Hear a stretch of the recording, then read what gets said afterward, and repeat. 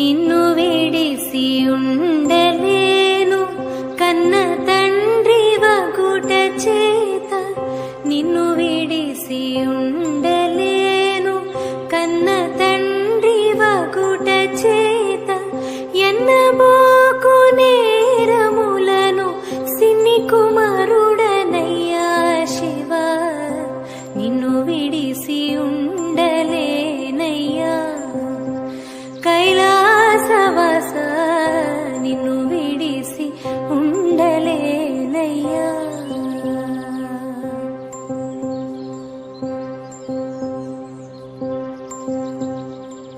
సర్వమునకు కర్త నీవు, సర్వము